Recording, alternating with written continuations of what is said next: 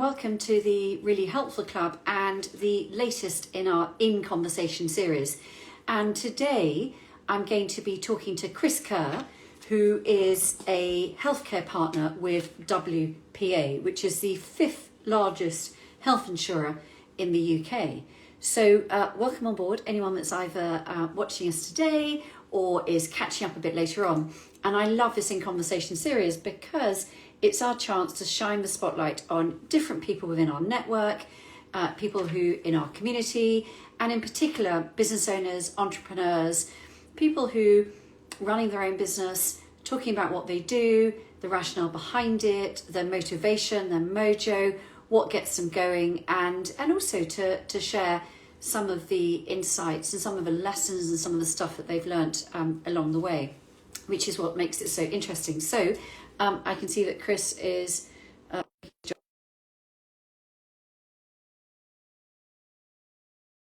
and the whole subject of health insurance, I think, is it's so interesting because it's all about peace of mind. It's all about you as an individual or as a company with people who work for you, having that peace of mind that it's available to you as and when you need it. So I hope Chris is able to join.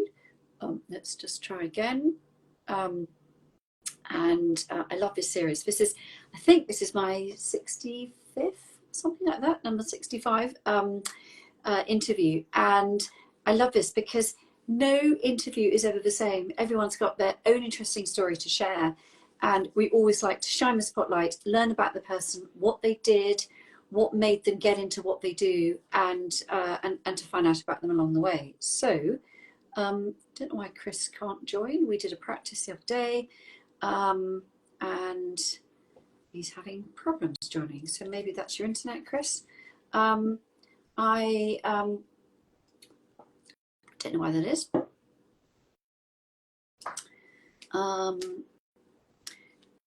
So I can see you're watching the live, but you are having problems with joining it.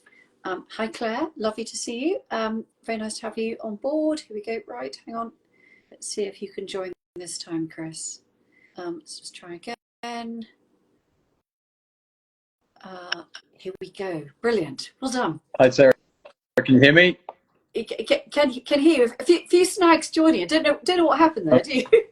Practice run was so smooth and typical when that's life for you, isn't it? Like the background. Whereabouts are you? Thank you. Believe it or not, I'm actually in my parents' dining room. Okay. Yeah, I was visiting them and decided that I needed somewhere quiet. So excellent. Well, it has that sort of like that deep red sort of. It does have that dining room feel to it, but very nice, very nice indeed. Anyway, got lots of people joining us, which is great. Very nice to see you, Chris. And what I was just explaining, whilst we're slightly killing time so that you could get the tech to work your end, is that this is part of our In Conversation series. This is where we shine the spotlight on you, the person behind the business, what you do, why you do what you do. And I think it's often a really interesting opportunity to learn a little bit about sectors, industries, areas that sometimes feel a bit confusing. You don't necessarily sort of quite understand what they do, what it relates to an individual, why me, as it were. And I think health insurance is one of those things as well, where you sort of know why you need it, but do you really need it? And to sort of to break it down a bit. So let's start at the beginning. Chris Kerr, now a partner with WPA and the owner of Polycare Ltd, but we're going to sort of learn about that in shortly. But sort of start at the beginning. How do you come to do what you do, and what did you do before to make you see the light and realise what you want to do? Yeah, absolutely. It's a convoluted journey, but starting a lot longer ago than I care to admit, when I left university. And I actually studied law and business, more because I don't think I really knew what I wanted to do. So I sort of tried to cover a couple of bases.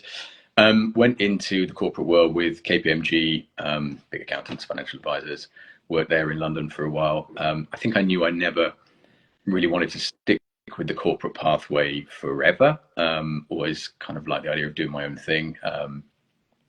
And yeah, long story short, when I sort of finished at KPMG, a friend of mine was in a and somehow convinced me to help them out for just a couple of months, and that somehow turned into more than just a couple of years. We had some fun. It was a great experience, being exposed to, in a way, essentially running a small business yourself, because you were dealing with the legal side of things, contracts, record labels, marketing, putting together sort of material and arranging tours and all of that. So you sort of, in a way, without realizing it, I think I got some quite good experience just running a business, and most aspects of running a business, just slightly different because you're running a band as well. And then that was great for a little while, but I think I also realized that maybe possibly not the most reliable source of a future career. So I got into, mostly through my father's sort of development here and there over his lifetime, and helped sort of impart a bit of knowledge and assistance. So for most of my life up until WPA, I suppose property development on a fairly small scale was my my bread and butter, and paid the bills when the band didn't. Very, very good. Yeah. So it's fascinating, that, isn't it? Because actually, I mean, I think I was just saying, I think you're my 65th interviewee. Most of the people I've interviewed in our network tend to be women. Nothing, not that we've got anything against men. It's just we end up talking mainly to women, but we talk a lot about career change, and motivation for career change, and and I think for women, it's very easy. You get those natural punctuation marks in your life, usually around sort of carrying responsibilities. But here you are. I mean, that's quite an interesting and varied career. Going from, obviously, perhaps starting off thinking you might be going to law, but ending up in KPMG. So there's an obvious sort of logic to that. And then the band, which is clearly sort of going a bit off a bit off piste, as it were, and and then the property development, and then of course we're going to talk about WPA in a minute. And I guess it's sort of what prompted those different changes, those different pointers in your life. Yeah, I'd love to say lots of planning, lots of preparation, and decisive decision making, but no. I think I get the feeling that this is a common thing, or at least it certainly was when I was younger, that most people don't really know what they want to do. If you have a very set sort of path from early age, whether that's following parents into a certain field or a vocation, I get that. But a lot of people, and maybe myself included, you go to university partly to get a qualification, but partly to delay world and having to make that decision, or at least committing to that decision. I don't know, but yeah, I think being open-minded about what I was happy to do helps, but also means that you can probably get a bit more confused about where you want to go. But I think just seeing an opportunity time, and sometimes that was an opportunity that the best of a few opportunities. Sometimes that's an opportunity that is the only opportunity, so you better take it, and my viewers will run with it and see what you can make of it. And if it gets you somewhere, great. If it doesn't, well, it's a good learning experience. And I suppose moving on from that convoluted route to health insurance, the way in which I ended up becoming a WPA healthcare partner was, again, fairly sort of coincidental. That I met somebody while playing golf, got chatting about what he did. He was a WPA healthcare partner, and we sort of got on well, stayed in touch. I was quite interested in what he did. In all honesty, I had never heard of WPA before that. And he sort of came back to me, I don't know, 6 months later, said, just have interest. I might be looking at sort of stepping away at some point. Is it something you'd be interested in? And back to my point sort of a little bit earlier, I was fairly open-minded about it, did find it very interesting, certainly had a view that I liked the idea of helping people. I like the idea of getting involved in health, because I try to be aware of my own sort of health and diet and all of those sorts of things. Getting to well into middle age, I suppose we call it, I'm very aware that there is a point where you're going to need help with that, and became slightly more aware through a few different family things and personal things that that actually, I can't just rely on a bit of luck and maybe some some gym and some good eating to take care of myself. And sometimes you need access. Maybe, unfortunately, these days aren't quite as accessible as or as quickly accessible as we'd like them to be. So it appealed on kind of many fronts, and the more I learned about WPA by sort of doing a bit of diligence about whether or not this is something I would be interested in, including going down to the head offices at Taunton, meeting the management team, leadership team, and also lots of the call center people and so on located down there. Realized that the more time I spent there, the more I liked it, the more I liked the feel, the culture, the so on, and that was kind of me sold, really. As it happens, that didn't quite follow through, that particular opportunity, but a few years later, fortunately found another opportunity to get involved with WPA, and I guess that's and it worked out. So I guess what it is, it's about open-mindedness, and then finding things that sort of align with your values, your principles, and your interests, isn't it? So it's so you've found your thing, you've kept that business focus, but it's allied to your interest for yourself, for your family, and for sort of more widely in health, which is really interesting. So tell us about Polycare then, because Polycare is, well, I'll leave it to you to explain, because so it makes sense to someone who goes, but hang on, I thought he was Polycare, what's this WPA thing? So perhaps you could explain the difference and how it works. Absolutely, yeah. So essentially how, or one of the key WPA as a health insurer works is it's a franchise business model, and it has franchisees that are healthcare partners, and they can be individuals or businesses, limited companies, and we essentially represent WPA Health Insurance out in the local community, and we advise, sell, and onboard people to WPA's products. That includes individuals in terms of personal individuals, but also businesses and corporations.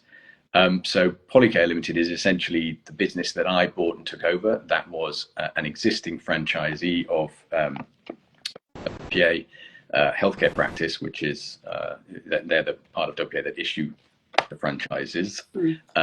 Is diluted, but essentially the long and the short of it is WPA Health Insurance is the health insurer, and as healthcare partners, we represent them out in the community.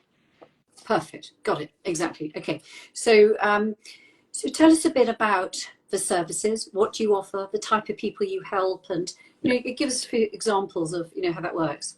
Yeah, sure. So just if you don't mind, I'll just quickly give a quick WPA as a health insurer. Yeah, of course. And hopefully leads me on to then explain. Absolutely. Yeah. So WPA, it's, as I said, I hadn't heard of them before I got directly involved, so I understand many people won't have heard of them. They'll have heard of other health insurers like Bupa, AXA, Vitality, and so on, probably the larger, commonly known ones. WPA is still actually the 5th largest health insurer in the UK. One of the key differences between them and many of the others you might have heard of, they are officially a not-for-profit company, which that does what it says on the tin. It's not there to shareholders through dividends or to parent companies and so on.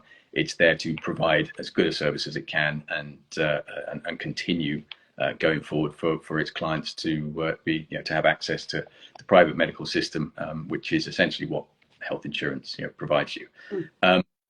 There are lots of other sort of different USPs, I suppose, between them and other insurers, but the key one is customer service, and that leads me on to the bit that I, as a healthcare partner, and other healthcare partners around the country offer, which is that personal one-to-one point of contact from start to finish with anyone's journey with WPA.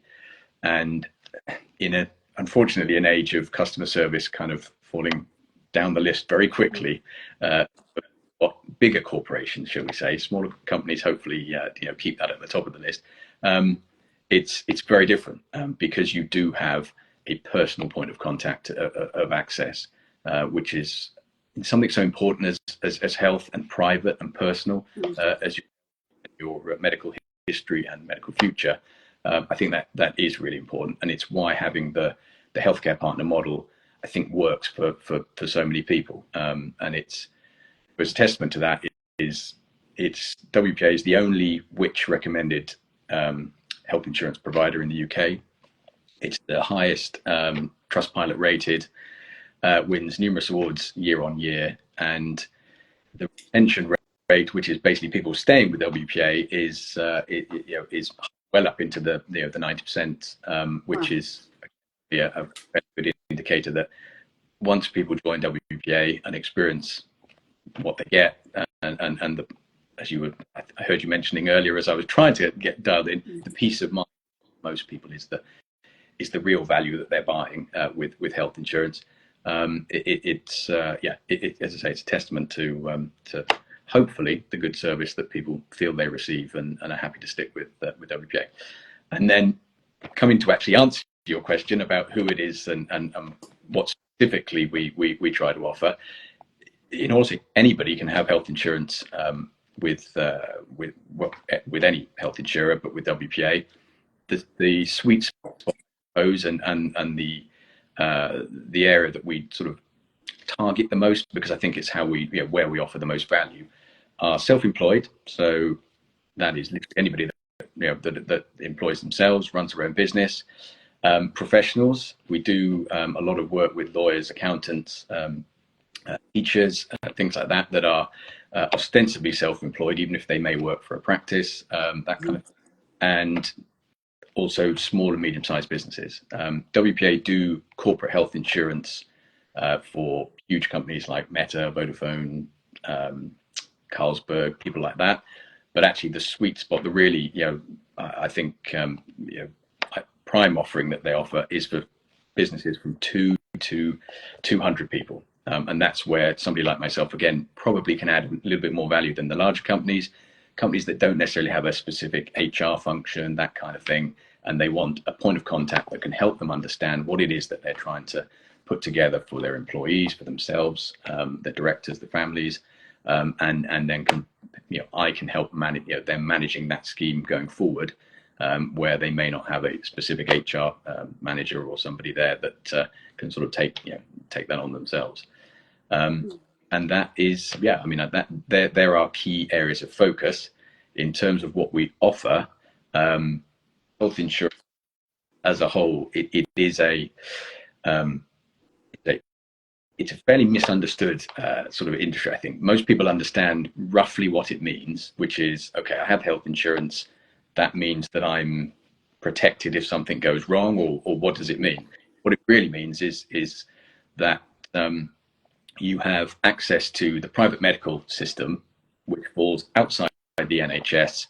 Often it is using doctors and nurses and clinicians and so on that still work for the NHS, but have a parallel sort of a timeline alongside in the private stream, and it usually just means much quicker access to all of the things that you want access to: diagnosis, treatment, recovery, and so on. Excellent. So if someone watching this either now or a bit later on, if they are an individual, have a family, self-employed, work for a small company, run a small company, and even a mid-sized company, and they want to get access to health insurance, you are the conduit to be able to do that, because they're going to get that value-added service, accessing a highly trusted, top UK provider of health insurance, but one where you can offer that value add of personal service, really make sure it tailors for them, if I'm getting that right. Absolutely. You've hit the nail on the head. Thank you. Put it more eloquently than I ever could have done. That's exactly it, that you've got WPA as a very well-renowned high-level health insurer, and then you have healthcare partners like myself that hopefully enable it to become more easily understandable. What is it that I specifically want? So what part is relevant to me? Are there any things that, my medical history and so on might, raise a flag that I, can help you understand, that sort of thing. Unfortunately, one of the core tenets of health insurance is pre-existing conditions, and this is all health insurers. Pre-existing conditions 99% of the time won't be covered going forward, because it is insurance that you're buying. You're buying protection against future events. But there is some grey area. But more importantly, what's crucial is that you understand, if you are looking at health insurance up front, you understand what the consequences of that may or may not be.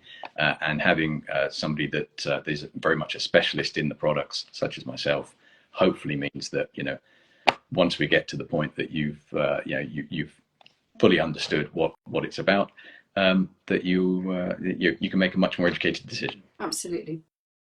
So like everyone else we talk to when we do this series, it's what's so interesting. You'll be educated about the sector, so thank you very much for that. But also what each of our I think value-added businesses are doing is taking the stress out of something. It's stress out of a decision, or stress out of something you don't particularly want to do, or something that is troubling you. So you are taking that stress away from that decision-making process and giving peace of mind at the same time.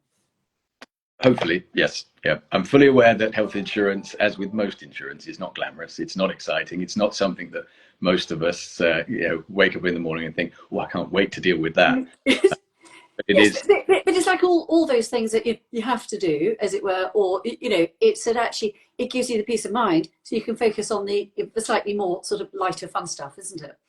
And so let's talk about you as I guess as a business owner too. So here you are, you've done KPMG, you've run a band, you've done all these other things. And of course this is a more recent venture, but it's, I guess, your journey as a business owner is, what do you find most rewarding about what you do now?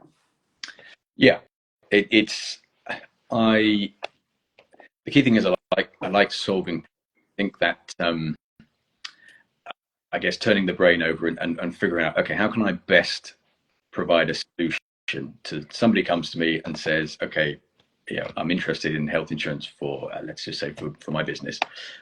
We've got X and Y. Maybe we're with another insurer. We want to see how it compares. Maybe we're not happy, whatever it is.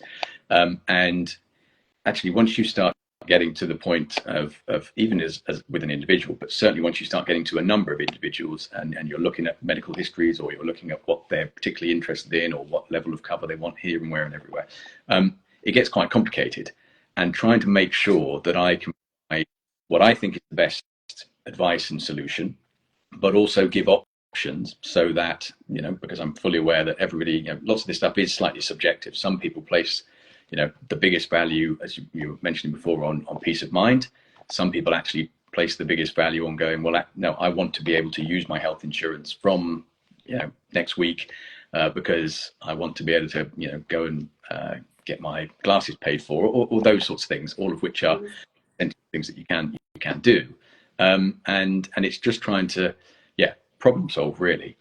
There is certainly, given that it is someone's health that's involved, without getting into sort of private details and so on, we do often see life-changing results of somebody having access to something that they wouldn't otherwise have if they didn't have maybe health insurance in general, but certainly not without WPA Health Insurance. And clearly that is something that is rarer, but certainly very rewarding. But really, in general, I think that the day-to-day side of just trying to solve people's problems is the interesting bit to me. You can't do better than that. And I guess, sort of, for someone who's watching this and thinking, okay, look, I'm a would-be entrepreneur, I've got a business, or I'm starting a business, again, with your journey, Chris, what would you say to that person? What would be your top tip, your piece of advice for them? I think the key thing that I think I've learned, maybe the hard way, I don't know, is that of course it's really important to plan, try and find as much information as you can, try and sort of game theory things out and go, well, what if this happens? What if that happens? How will we deal with that? How are we going to end up? Forecast how. It's important to do all that. It's important to get great advice for sure. Being surrounded by good people, both in and out of businesses, is a huge part of, I think, of being successful by any metric in life. But actually, I think probably pulling the trigger and just saying, go for it. It's definitely, I'm certainly of the sort of analytical mindset that I could sit there and say to myself, oh, what about this? Do I need to know this? Or before I do anything, I better check this. And before you know it, months have passed, and actually opportunity is either slipping away or have just been delayed. The reality, I think, is if you are going to commit, then commit properly, be confident, and go for it. And as I say, just make sure you surround yourself with good people and make sure that they're there to sort of keep you on the right track if you get a little bit carried away. But otherwise, I do think making the leap is important. Very good advice. Pull that trigger.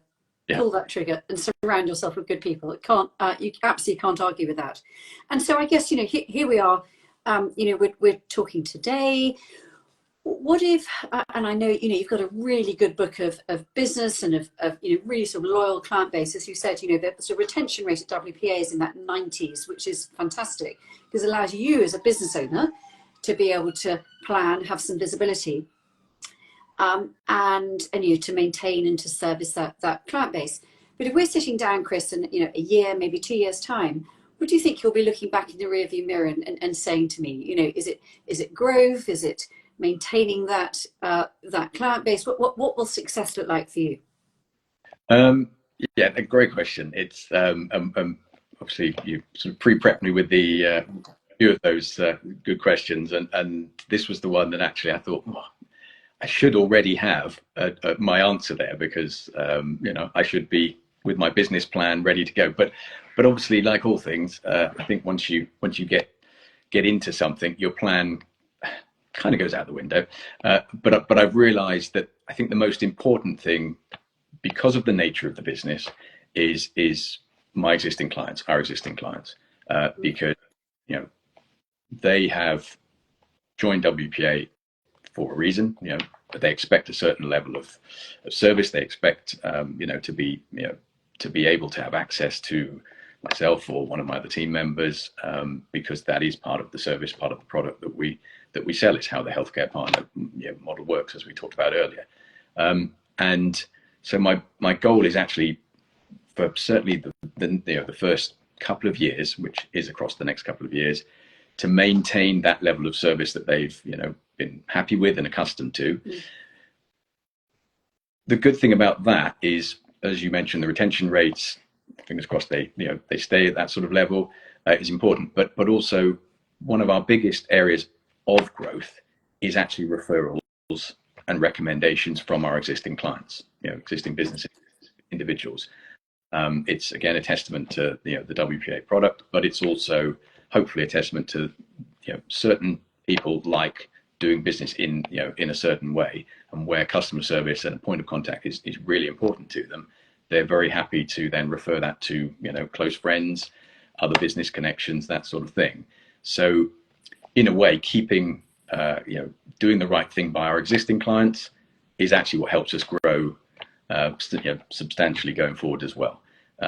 Clearly getting sort of the WPA name out there, the Polycare name out there, my name out there, great networking opportunities such as the Really Helpful Club, things like that. That's crucial, and it is a key part again of that local sort of exposure and local connections. But yeah, I think it just comes back to the core of the business. Keeping that happy is actually going to tick most of the boxes that I would like ticked over the next couple of years. Brilliant. Well, good luck with that. And by everything you're saying, the retention rate looks good, and good luck with the growth. So, Chris, thank you very much indeed. As ever, just a joy to be educated about a sector that I have to admit didn't know vast amounts about, and and learning and understanding your journey, that commitment to serving your client base and solving their problems with your solutions is great. Thank you very much indeed. And for everyone that's joined us, thank you very much for your comments as well. And if you've enjoyed this and you know someone you think would benefit from a chat or a conversation with Chris and finding out how he could help them, then please remember, part of what we do is to help you, but for you to be able to help those in your networks too. So please share and cascade that onwards as well. Chris, thank you very much indeed. Thank you to everyone for joining us. That's great. Thank you for the time and the wonderful questions. Thank you. Take care. Bye-bye. Take care. Bye-bye.